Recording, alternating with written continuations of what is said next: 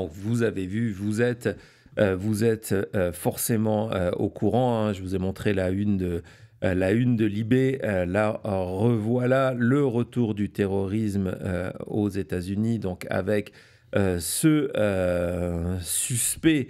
On va utiliser ce terme-là pour l'instant, c'est le terme officiel.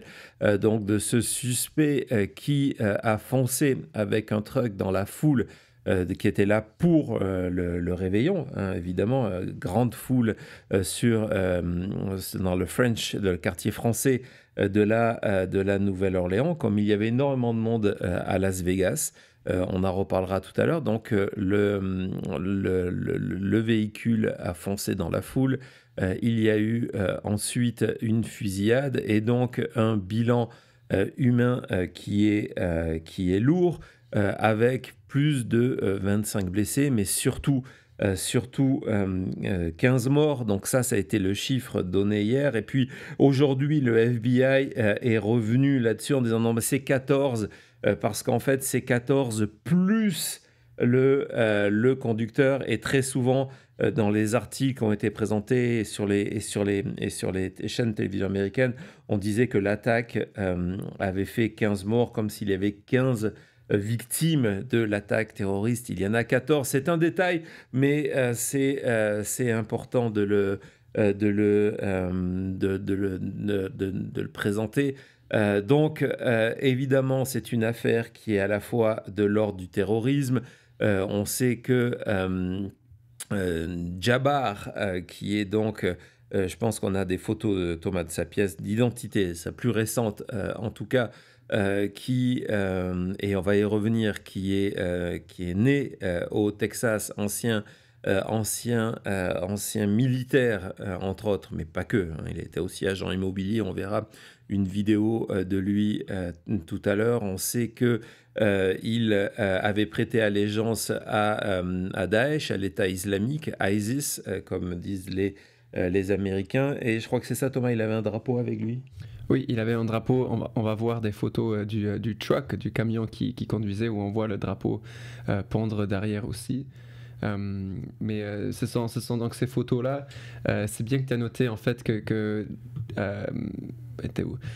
Jabbar était soldat et aussi a travaillé dans l'immobilier, parce que c'est une partie clé de l'histoire, son identité. Ouais, exactement. D'ailleurs, on a une photo de lui, hein, lorsqu'on vous dit il a été dans l'armée. Ça va être important tout à l'heure par rapport à l'affaire de Vegas.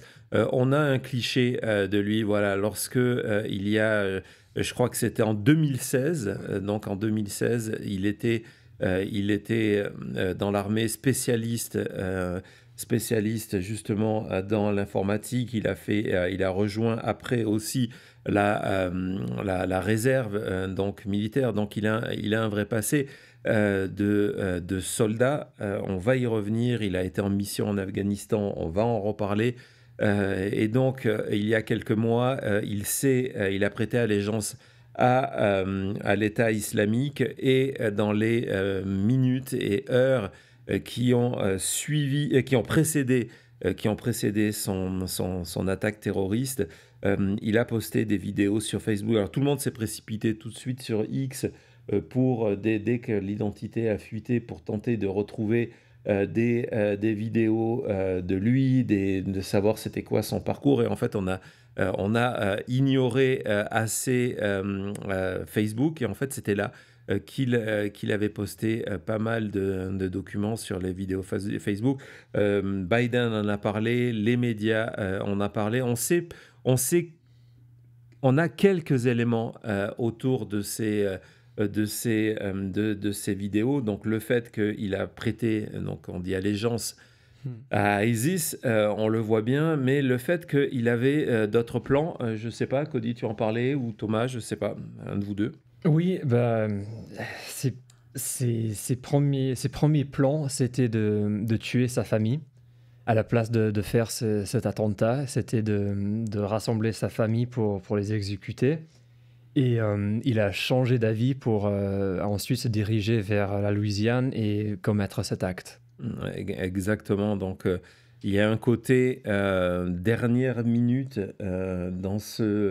dans dans ce geste, en tout cas de ce que l'on sait aujourd'hui. On va évidemment mettre cette réserve que les informations qu'on va vous donner aujourd'hui, on l'a vu avec ce qui s'est passé hier, où il y a eu pas mal d'informations qui ont été depuis démenties. D'ailleurs, on ne va pas pointer du doigt la presse, on va pointer du doigt la presse pour une seule histoire. On va en parler dans quelques minutes, mais sinon sur ces informations et entre autres le fait qu'il avait vraisemblablement des complices, l'information vient du FBI et des enquêteurs. Le FBI hier dans une conférence de presse qui était digne des pires heures de l'histoire de la police et de l'enquête aux États-Unis. Moi, ça m'a rappelé les premières conférences de presse en 63 après la mort de Oswald, où tout le monde venait parler dans une pièce qui était trop petite. Le FBI hier a parlé, on le voyait dans le titre de Drudge Report, c'est eux qui ont expliqué que il n'était pas tout seul, qu'il avait des complices. L'enquête leur a permis de démontrer que ce n'était pas le cas, qu'il avait agi tout seul et que donc il s'agit de ce que l'on appelle un lone wolf. On va regarder justement la conférence de presse de ce matin, qui était beaucoup mieux organisée. Moins de panique, les politiques avaient été mis à l'écart parce que hier, ce qui a aussi beaucoup contribué à la désinformation, c'était la présence d'élus du gouverneur aux sénateurs qui ont pris la parole de manière non prévue dans cette conférence de presse et qui en fait ont lancé tout et n'importe quoi. On a vu Kennedy qui était là, aucun rapport avec la famille Kennedy, qui s'est même permis des jeux de mots assez particuliers dans un moment solennel de se moquer de CBS qui était installé à la droite en disant c'est pas habituel dans le sens vous êtes à gauche. Des choses qui n'ont aucun rapport et qu'on sentait n'était pas du tout prévu, quoi. Surtout pas dans un moment comme ça qui sombre à même pas 24 heures après un événement. Donc oui, mais là, l'exemple qu'on va vous montrer... C'est le lendemain, c'est aujourd'hui ça. Donc c'est jeudi. C'est jeudi, c'est ça, oui, jeudi. Où on parle du terme lone wolf pour parler du suspect. I want to be clear on. We do not assess at this point that anyone else involved in this attack is involved in this attack except for Shamsuddin Jabbar, the subject you've already been briefed on. Voilà, donc aujourd'hui on est revenu sur ça. À l'origine de la confusion, il y avait des vidéosurveillances où on pensait que certaines personnes l'avaient aidé à installer des bombes. On a retrouvé des explosifs dans sa voiture et en fait, en étudiant mieux les vidéos, donc c'est pour ça qu'il faut être extrêmement prudent. Et puis finalement, je suis ravi que l'on n'ait pas fait d'émission hier et qu'on ait un petit peu de recul là-dessus. On a appris que non, ces personnes n'avaient aucun rapport. On parlait d'une femme et de 3 personnes. Donc je sais, c'est resté un petit peu dans l'inconscient. D'ailleurs, j'ai été déçu, pas surpris, mais déçu de voir certains médias français qui, pour le matin, pour vous, ce matin, jeudi matin, continuer à mettre en avant cette histoire de complice des 3 hommes et de cette femme, alors que 6 heures avant, ça avait été débunk aux États-Unis en disant non, c'est une erreur. Ça n'a rien à voir. Donc finalement, ce qu'on a appris aujourd'hui, c'est qu'il avait 2 engins explosifs, un avec lui dans la voiture, et que tout seul, il en avait installé un autre à 2 rues de l'endroit où il a agi. Et donc qui n'ont pas explosé, heureusement. C'était peut-être sûrement dans son intention. Donc il y a des images extrêmement violentes qui ont circulé hier, parce qu'aujourd'hui, entre les caméras de sécurité et les téléphones, rien n'échappe. On va pas vous partager ça, ne vous inquiétez pas.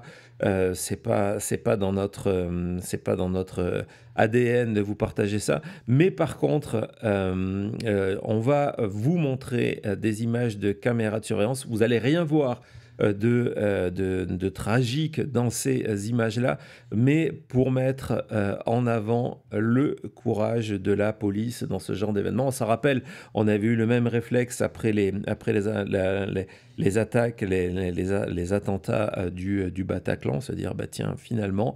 Et donc, je vais vous montrer comment c'est une caméra qui est un petit peu plus loin, qui est toujours sur Bourbon Street, qui n'est pas qui n'est pas au lieu où le truck va venir se planter, mais dans une intersection.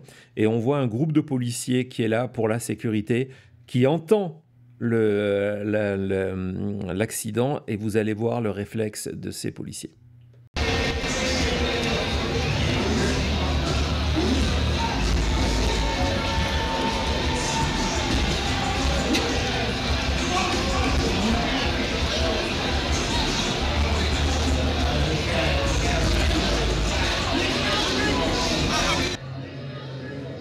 Même si c'est un moment qui est dur à voir parce qu'on sait la raison pour laquelle il court, c'est quand même bien de toujours de voir que malgré les mauvaises choses qui se passent, il y a toujours des gens qui sont là pour aider, il y a toujours des gens même s'il y a du mal, il y a du bien aussi. Ouais, parce que quand ils se précipitent, ils n'ont aucune idée de ce qu'ils vont trouver, à quoi ils vont faire face. Et à ce qu'ils ont fait face, c'est que Jabbar est sorti à ce moment-là de son véhicule et a commencé à tirer dessus à l'arme semi-automatique. Donc ces policiers qui se précipitent vont se faire tirer dessus. Mais voilà, je voulais mettre en avant. T'en penses quoi, Thomas, de cette vidéo? Non, mais c'est exactement ça. Il faut préciser qu'après l'attentat avec la voiture, il est sorti avec une arme. Et s'il n'y a pas eu cette réaction rapide de la police, cet événement déjà tragique aurait pu vraiment être encore pire. Ouais, exactement. Hier, le président Joe Biden a été assez présent, même si il a été attaqué aux surprises par les influenceurs et les élus MAGA sur X en disant mais où est Joe Biden? C'était complètement fou parce que il avait parlé au niveau des médias en expliquant qu'il allait être informé, briefé par les agences de sécurité, qu'il ne parlerait pas avant. Et donc hier, après justement avoir reçu les informations du FBI, de la CIA, de la NSA, tout ce que vous imaginez comme agence, il est intervenu depuis Camp David. Il est à Camp David. On vous en a parlé dans notre émission spéciale Jimmy Carter, que je vous incite à aller voir. C'est vraiment un bon sujet. Et donc, depuis Camp David, il a fait cette conférence de presse. Je vais vous montrer juste un extrait où d'abord, il adresse sa compassion et ses condoléances à la ville de Nouvelle-Orléans, en disant que c'est pas que la Nouvelle-Orléans qui est touchée, c'est tous les États-Unis. Mais en termes d'enquête, dans ce moment-là, et c'est le président des États-Unis, il l'a bien confirmé que c'était une attaque terroriste, que Jabbar avait prêté serment à l'État islamique. Donc voilà, donc ce sont des informations qui sont suffisamment solides pour que le président des États-Unis puisse les répéter. On écoute Joe Biden. Our hearts are with the people of New Orleans after the despicable attack that occurred in the early morning hours. To all the families of those who were killed, to all those who were injured, to all the people of New Orleans who are grieving today, I want you to know, I grieve with you. Our nation grieves with you. We're going to stand with you as you mourn and as you heal in the weeks to come. Voilà, avant de parler de un qui, lui, n'a pas respecté un espèce de droit de réserve Avant de parler de lui, vous savez de qui je parle. On va juste regarder une vidéo justement de 2020.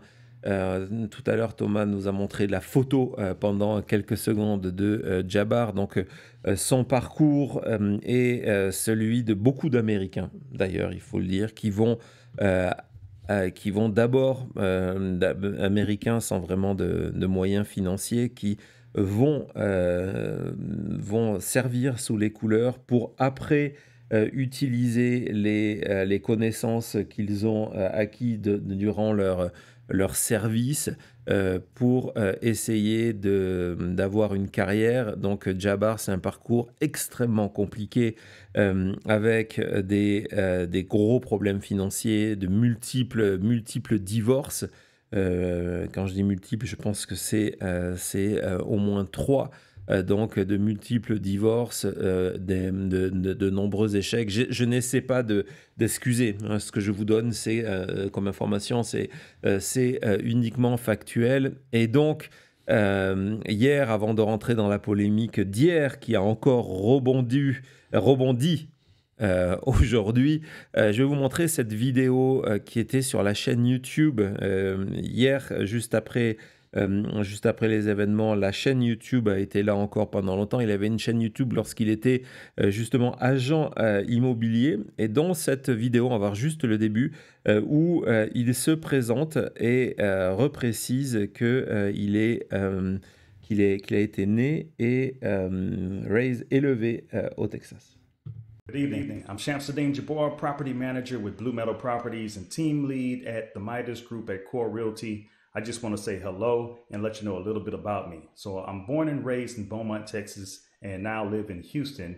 And I've been here all my life, with the exception of traveling for the military, where I spent 10 years as a human resources specialist and IT specialist, where I learned the meaning of great service and what it means to be responsive and take everything seriously, dotting I's and crossing T's to make sure that things go off without a hitch. So I've taken those skills and applied them to my career as a real estate agent, where I feel like what really...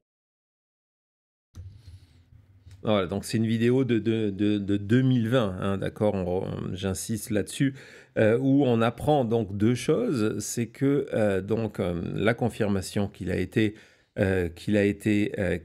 né et élevé au Texas. Beaumont, tu sais où c'est, Cody? Je me souviens, je pourrais pas te le montrer exactement, précisément sur une carte, mais... C'est pas loin de Houston, Oui. Justement, et donc Houston, on connaît bien. Donc ça, c'est le premier élément. Et le deuxième, c'est qu'il confirme qu'il a servi pendant 10 ans. On pourrait remarquer aussi son accent. Il y a pas, c'est là on voit bien que c'est quelqu'un qui est né aux États-Unis. Je sais pas ce que tu en penses, Thomas.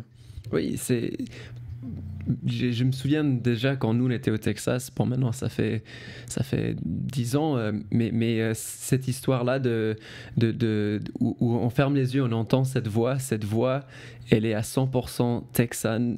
C'est pas parce que la personne a un prénom et un nom qui résonne non américain qu'il n'est pas. Vraiment, cette voix, dès que j'ai entendu cette vidéo, je me retrouvais au Texas. Ah, t'as aussi connu, toi? Oui, je crois que c'est une très bonne analyse de juste fermer les yeux. Après, tu pourrais pas dire d'où cette personne elle vient. Exactement. Et puis, je crois que c'est Jean-François qui nous disait que il a l'air sympathique, donne confiance, il parle bien. On voit que il a suivi des études. C'est marqué sur le panneau derrière lui où il parle de comment être discipliné, c'est important, et comment lui, il a cette expérience-là. Voilà, donc tout ça, c'est à garder en tête. Encore une fois, on n'essaie pas d'excuser ou de trouver des circonstances atténuantes à ce qui s'est passé, mais de se demander, et on n'a pas toutes les réponses, ça va être le cœur de l'enquête, comment on passe de cette interview, de cette vidéo en 2020, comment on passe sur le fait d'avoir servi dans l'armée pendant 10 ans, à un jour non seulement rejoindre l'État islamique, mais aussi prendre son véhicule et aller tuer des innocents. Ça va être vraiment tout le cadre de l'enquête, parce que ça va permettre de parler de radicalisation. Du côté des MAGA, on explique que la radicalisation, elle est liée au fait que la frontière n'est pas sûre. Ça a vraiment été un des thèmes de campagne. On s'était rendu compte que à chaque fois pendant la campagne, lorsque on interrogeait Donald Trump ou J.D. Vance sur n'importe quel problème, la crise de l'immobilier, c'est la faute de Border, donc la faute. Et donc voilà, là, ça sera intéressant de voir comment il s'est radicalisé. C'est quelqu'un qui a servi en Afghanistan. Est-ce que c'est lié à son passage en Afghanistan? Est-ce que c'est quelque chose qui date de bien après, avec l'accès à Internet? Est-ce qu'il a été radicalisé dans une mosquée? Tout ça, ça va être vraiment important de trouver, parce qu'il y a peu de moyens d'arrêter ces lone wolves, ces loups solitaires qui décident à la dernière minute presque, hein, on l'a vu, d'agir et de faire et de commettre un acte terrorisme. Donc c'est vraiment important de trouver les mécanismes de radicalisation. Ouais, exactement, ce sont des thèmes et des questions que pour les Français dans le chat, je crois que vous avez déjà peut-être un peu plus d'expérience d'entendre ces conversations, surtout du côté d'avoir des gens qui sont nés et qui ont passé toute leur vie dans le pays, qui vont après attaquer. Mais bon, c'est un sujet, on va plonger dans ça là dans quelques instants, du côté américain ou pas, émigré ou pas, parce que c'est quelque chose évidemment qui a pris le dessus sur la conversation hier. Exactement, et donc ça a pris le dessus parce que évidemment Donald Trump, on va voir son premier message posté sur Truth Social, où en fait il indique qu'il estime que le terrorisme, l'acte de terrorisme de la Nouvelle-Orléans, je vais y arriver, a été commis par quelqu'un qui avait illégalement traverser la frontière, et que c'était la confirmation de tout ce qu'il avait dit dans la campagne. D'ailleurs, avant de revenir sur ce message-là et pourquoi Trump a dit ça et pourquoi il continue aujourd'hui à dire ça, c'est ça le plus fou, parce que autant hier, il a des excuses, même s'il aurait dû attendre avant de tweeter, avant de poster sur Truth. Il ne s'est pas gêné aussi pour plus tard. Le message est passé a été moins vu, plus inaperçu, de dire qu'il avait right, donc voilà, il avait raison surtout que donc c'était une confirmation. Un message qui marche bien. On a vu pendant la campagne plusieurs des gens qui allaient voter Trump expliquer que eux ils avaient leurs infos de la bouche de Dieu ou du Twitter, du Truth Social de Trump. Donc confirmation de ce côté-là. Exactement. Donc ça a été la position de Trump. Encore une fois, c'est une position qui s'explique, on va en parler, mais avant ça, je vais vous montrer un moment extrêmement rare et qui, d'après moi, va devenir quasiment historique après le 20 janvier. C'est Fox News, oui, Fox News, Cody, qui a été obligé de fact-check Donald Trump en direct, justement par rapport à sa déclaration qu'il s'agissait que le terroriste, le suspect était un migrant clandestin qui avait passé la frontière quelques jours avant. Donc on écoute Fox News qui donc a fact-check Donald Trump.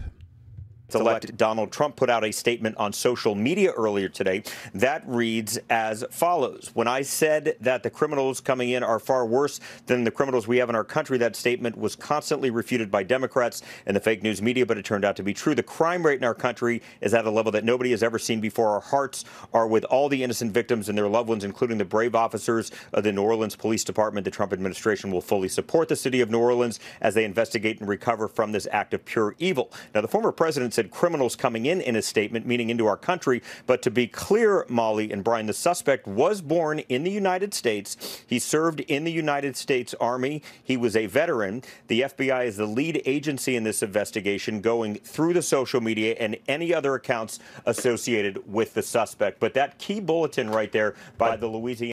Donc là, le présentateur, dès qu'il termine de lire le Truth Social de Trump, il dit « Mais il faut signaler que le suspect, il est né aux États-Unis, il a fait ses 10 ans de service dans le militaire, donc ce n'est pas quelqu'un qui a traversé la frontière comme a dit Trump. En plus, si on regarde le message de Trump où il dit que les crimes est en augmentation, c'est la 3e année de suite où les meurtres ont pris une baisse de conséquence. Je crois que c'était 16% cette année. Ouais. Et la dernière fois qu'il y a eu une hausse de meurtres dans les États-Unis, c'était en 2019 à 2020, où il y a eu une augmentation de 30%. Et donc, bon, c'est pas le débat du jour. Non, c'est pas le débat, mais c'est intéressant de voir encore une fois comment il change vraiment le narratif. Et c'est même pas les narratifs, c'est les faits, que sous lui, il y avait plus de violence. Mais il veut te donner cette impression que sous Biden, il y a eu plus de violence et de meurtres, et c'est juste pas vrai. Et puis l'année prochaine, lorsqu'on aura les mêmes chiffres que cette année, c'est-à-dire cette baisse qui est une baisse quasi structurelle de la violence aux États-Unis, je sais que ça paraît fou de parler de ça aujourd'hui, mais il faut en parler alors qu'il y a eu hier la Nouvelle-Orléans et Vegas, et qu'on a ce sentiment vu de l'extérieur que les États-Unis sont en train de devenir une zone de guerre ou pas loin.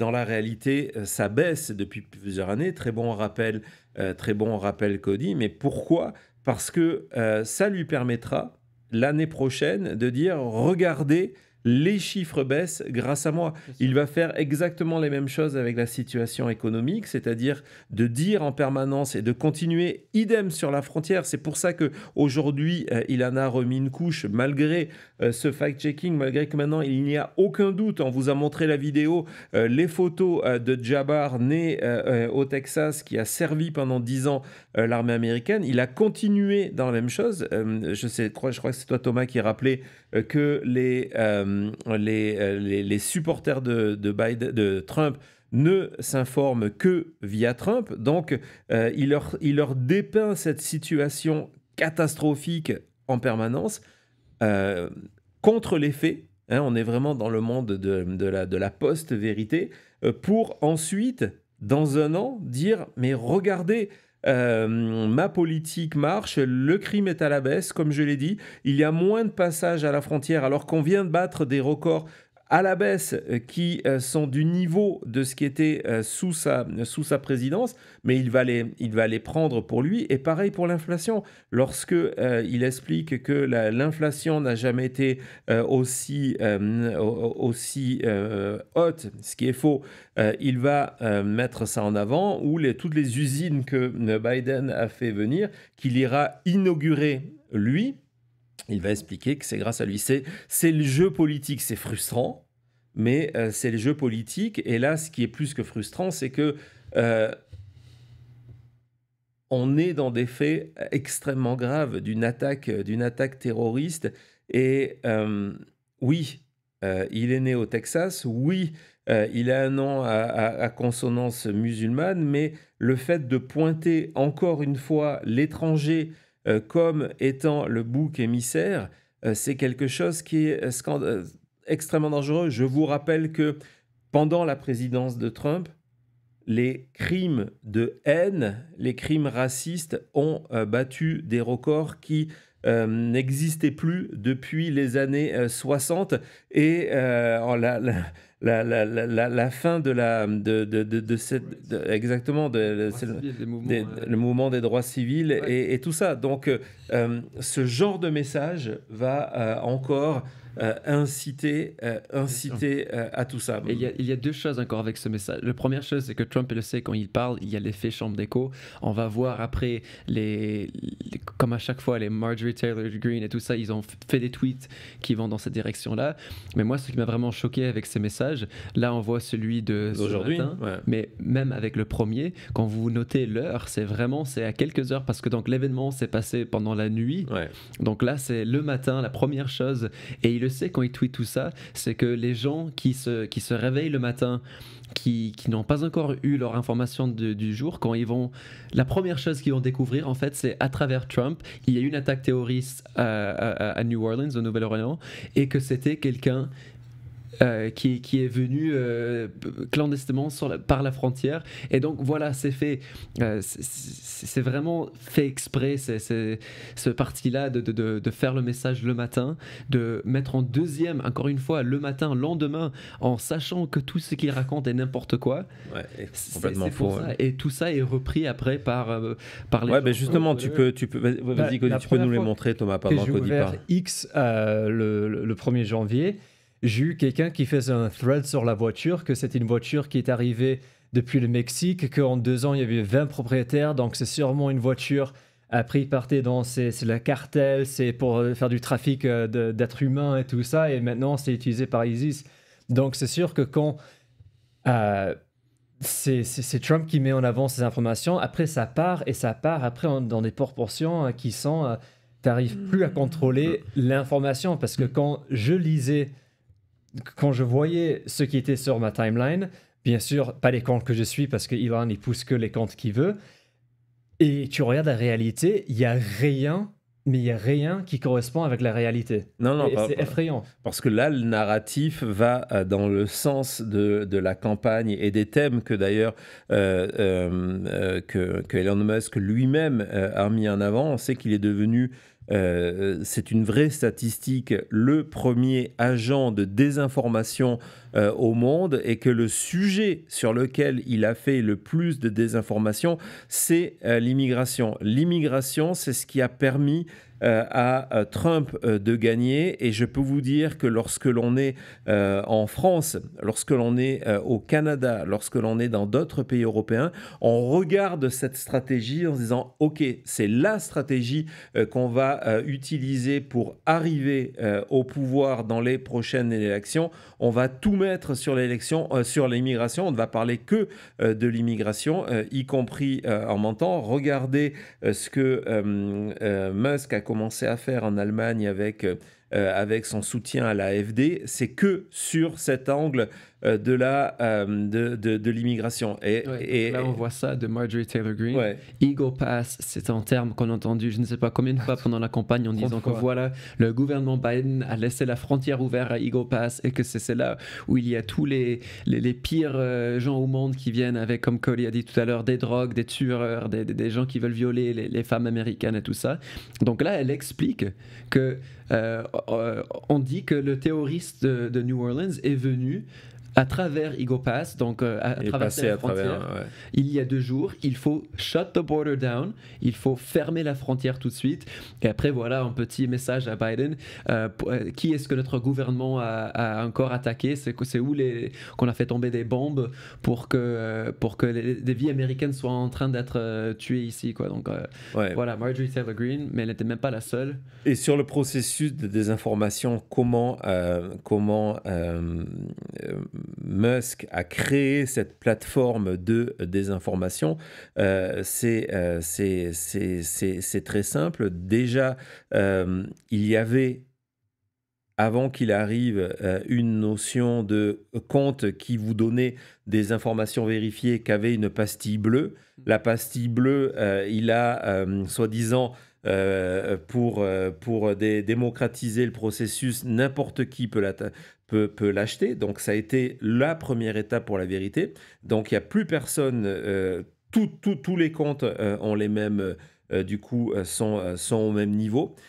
Et ensuite, ça a été cette fameuse arnaque des community notes, en disant non, mais vous inquiétez pas, la vérité va sortir, parce que ce sont les propres utilisateurs qui vont se se modérer. Pour information, je fais partie de la communauté des Community Notes. Je regardais mes statistiques pour 2024. J'en ai une vingtaine qui sont passées et j'en ai plus de 100 qui sont toujours en attente donc certaines remontent à 4 mois, qui sont toujours en attente d'être validées ou pas par X.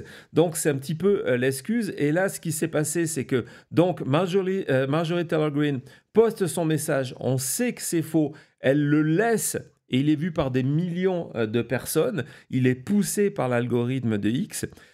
Au bout d'une journée, il y a une community notes qui arrive sur ce message-là. Donc du côté de Musk, on dit ben voilà, c'est fait, ça a été corrigé, mais c'est trop tard. Le message a circulé, recirculé, l'information, la fausse information a été reprise.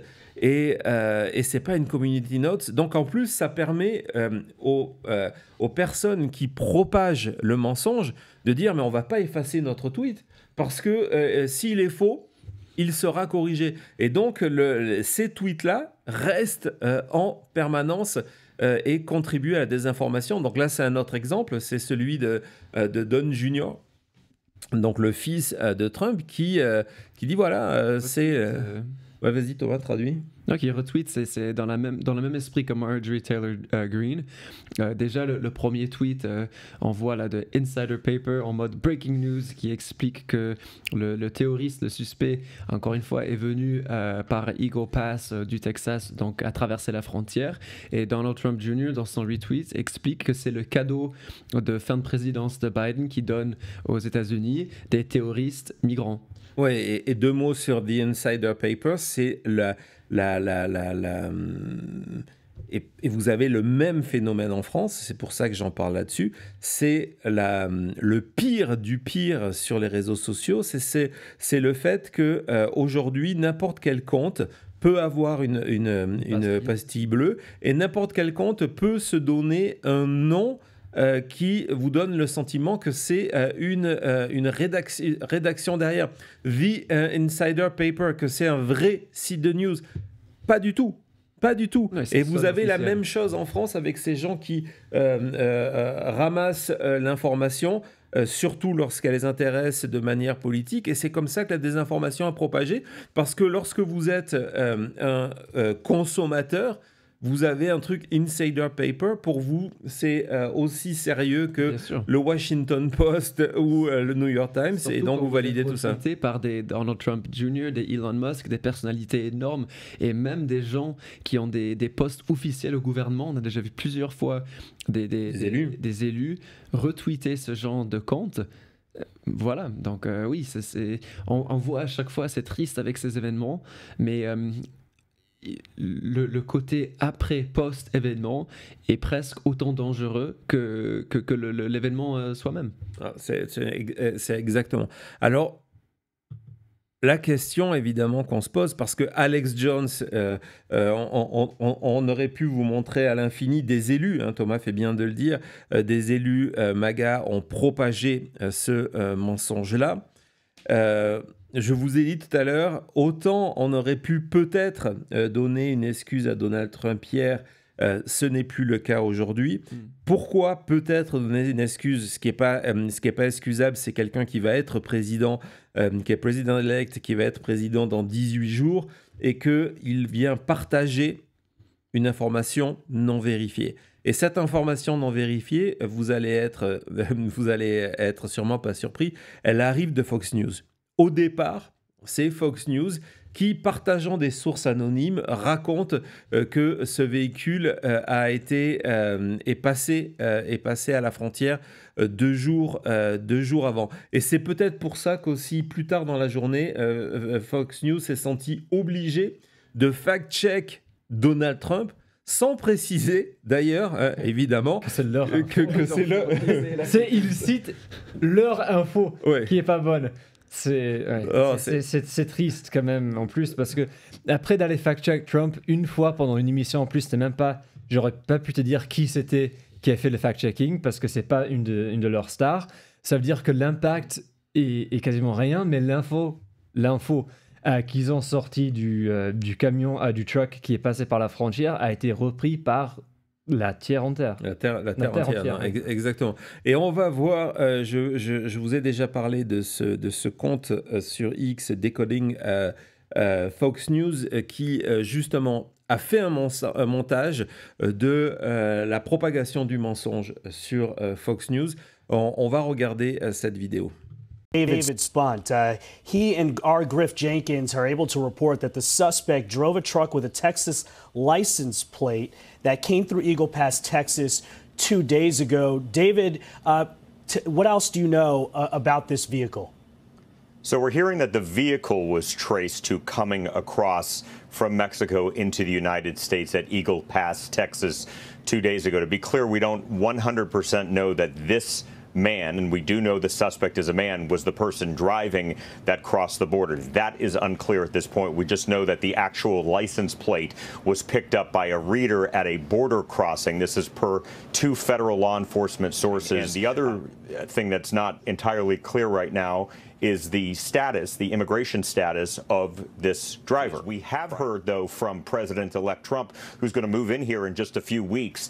He put out a statement that says, quote, "When I said the criminals coming in are far worse than the criminals we have in our country," that statement was constantly refuted by Democrats and the fake news media, but it turned out to be true. The crime rate in our country is at a level that nobody has ever seen before. Our hearts are with all of the innocent victims and their loved ones, including the brave officers of the New Orleans Police Department. The Trump administration will fully support the city of New Orleans as they investigate and recover from this pure act of evil. Yes, we're getting some breaking news right now into our newsroom. I want to alert our viewers. Our sources now tell Fox that that truck from Eagle Pass, Texas, did not cross 2 days ago. It crossed on November 16th, and the identification of the driver that crossed the border does not appear to be the shooter. We will get more clarification, we expect, Molly, in just 4 or 5 minutes from investigators on the ground. Voilà, donc on voit ce mensonge, comment il naît sur Fox News à partir de sources anonymes. C'est pas la première fois, hein. Il y a un an de cela, peut-être vous en souvenez, c'était du côté de Niagara Falls, des chutes du Niagara. Ah oui, c'est vrai. Fox News avait raconté que c'était des terroristes qui avaient des bombes qui partaient en direction de New York pour finalement qu'on se rend compte que c'était un accident de la route par un vieux couple. Donc Fox News est habitué à partager des fake news. Comme l'a dit Thomas tout à l'heure, le problème, c'est que c'est au moment où la plupart des Américains vont se connecter pour suivre cette heure-là, c'est entre 10h et 11h sur fake news, j'allais dire, sur Fox News, sur la côte Est. Et on voit que même lorsqu'il se rétracte, il continue à propager le mensonge. Hein. Non, et c'est même pas... Déjà, vous avez vu la durée des mensonges comparée à cette... rétraction d'informations qui est complètement ratée parce qu'il commence sa rétraction en disant le camion de Eagle Pass pour après préciser rapidement qu'en fait le camion est venu il y a plusieurs semaines et c'était même pas le même conducteur, donc en fait non, c'était pas ça.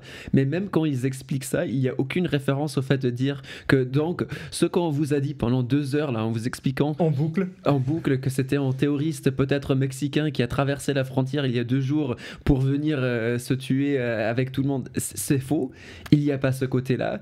Et comme vous l'avez dit dans le chat plusieurs fois, les dégâts sont déjà faits. Il y a l'effet Brandolini à 100%. Et j'aime bien Jean-François qui vous rappelle que c'est la chaîne numéro 1, la première chaîne d'infos du pays. Exactement. Et puis on les entend parler, et donc à chaque fois c'est pareil, la propagation du mensonge, c'est l'utilisation de termes clés qui donnent le côté sérieux, comme par exemple de dire on ne connaît pas encore the immigration status, les statuts d'immigration de la personne qui confère comme si c'était quelque chose d'extrêmement sérieux, alors qu'on va apprendre que c'est quelqu'un qui est né, vous l'avez vu, qui est né aux États-Unis, donc il n'a pas de statut d'immigration. Il est né aux États-Unis. Il a servi pendant 10 ans. Et donc voilà, c'est comme ça que le mensonge se propage. Ça, c'était hier. On peut, si on a envie, trouver des excuses. Vraiment, là, j'essaie d'être le plus, en ce début d'année, d'être le plus généreux possible. On peut trouver des excuses en disant, OK, d'accord, c'est dans le feu de l'information et ils n'ont pas vérifié. C'est un petit peu la malédiction de ces informations en direct, de ces chaînes d'infos en direct. Mais le pire, c'est de voir qu'aujourd'hui, ça continue. Donc Thomas, tout à l'heure, vous a montré le message de Trump qui en a remis une seconde couche, alors qu'il n'y a plus aucun doute sur l'identité et le parcours de Jabbar. Mais on l'a laissé faire pendant pas l'élection, pendant la campagne, pendant la campagne, on l'a laissé faire de répéter des mensonges tout le long et qu'à un moment, ça juste a été accepté. Donc pourquoi changer maintenant quand il est président ? Exactement. Et donc, déjà, ce que tu viens de dire, c'est terrible parce que à partir du 20 janvier, en gros, c'est en train de dire, c'est que on va accepter que le gouvernement américain mente de manière permanente. C'est terrible. Mais pour vous dire que c'est un état d'esprit aujourd'hui du Parti républicain. On va terminer cette séquence sur le passage aujourd'hui. Aujourd'hui, c'est pas hier dans le feu de l'action. Aujourd'hui de Mike Johnson. Mike Johnson, je vous le rappelle, qui va vivre peut-être une journée compliquée demain. On va évidemment en reparler avec l'élection du nouveau speaker de la Chambre des représentants. Il a eu quand même le soutien de Trump, donc ça devrait aller. Mais certains républicains ne veulent pas voter pour lui. Majorité extrêmement serrée. Nécessité d'avoir une Chambre des représentants qui fonctionne en vue du 6 janvier. Donc, Mike Johnson, qui était ce matin, évidemment, à 24 heures de l'élection, il ne veut surtout pas contredire le grand chef, Donald Trump. Et donc, il en rajoute une couche sur le fait que c'est la politique de Joe Biden à la frontière qui est responsable de ça. And let me say something else that's obvious, and I don't know if enough attention is being paid to this, but we all know that for the last 4 years, the Biden administration has been completely derelict in its duty. The congressional Republicans, we here in the House and the Senate, have repeatedly asked the DHS under the Biden administration about the correlation, the obvious concern about terrorism and the wide open border. The idea that dangerous people were coming here in droves and setting up potentially terrorist cells around the country. We have been ringing the alarms. We impeached DHS Secretary Mayorkas in the House over that very issue and others related to it. So this is a big concern. They told us, Lawrence, for 4 years that the number one threat was so-called racially motivated extremism. It was nonsense. This is the thing that we were all concerned about. This is why we raised the alarms. This is why we passed H.R. 2, the strongest border security act ever passed by Congress. And Chuck Schumer and the Democrats in the Senate would not put that through and make it into law. The Biden administration has a lot to account for here, and we see now, in glaring view of everybody, that this dereliction of duty has real consequences. It's a concern, and it will be an ongoing concern for some time. Mr. Speaker. Donc voilà, c'est complètement honteux, mais encore une fois, les républicains ont réussi ce qu'ils réussissent. Tu faisais bien de le préciser pendant la campagne, mais pas que, ça fait des années que c'est le cas. Ils réussissent à contrôler le narratif autour d'un événement, d'en faire quelque chose qui est favorable à leurs idées, qui est défavorable au camp d'en face. Et le camp d'en face, pendant cette période, il n'est pas là. Donc, on a Mike Johnson, on a des Marjorie Taylor Greene, on a des Trump père et fils, et à côté, l'absence. Et tant que les démocrates ne réussiront pas à reprendre la main sur ce narratif et proposer une autre vision des événements, à utiliser ces méthodes-là, soyons clairs, à utiliser ces méthodes-là, les démocrates ne réussiront pas à s'imposer dans une élection, quel que soit le bilan d'une présidence sortant. parce que il laisse la place uniquement. Et donc aujourd'hui, lorsque vous regardez sur les réseaux sociaux, on sait comment les réseaux sociaux sont importants. Je ne parle pas forcément ici que de X, mais aussi Facebook. Le narratif, c'est celui qui a été imposé par les Républicains de nous dire que non, c'est un étranger. En plus, il a une tête d'étranger, il a un nom d'étranger, et donc c'est un étranger qui est passé à la frontière. Donc, juste avant l'émission, il y avait même Tom Hogan, le responsable, le tsar de la frontière, le responsable de l'opération à venir d'expulsion massive d'étrangers, qui était sur Fox News, encore une fois, et qui disait que ce qui venait de se passer à la Nouvelle-Orléans, ça justifiait que le Sénat valide les candidats de Trump sans poser aucune question parce qu'on est dans une situation de guerre, et que ce qui venait se passer à la Nouvelle-Orléans justifiait les mesures les plus draconiennes possibles à la frontière. Ce qui s'est passé à la Nouvelle-Orléans, je ne dis pas qu'il n'y a pas de problème à la frontière, mais ce qui s'est passé à la Nouvelle-Orléans n'a pas de rapport avec la frontière. C'est un Américain né au Texas qui a fait 10 ans de service militaire qui est responsable de cet acte. Si vous avez rien à rajouter, on part sur Las Vegas. Allons-y. À tout de suite. À tout de suite.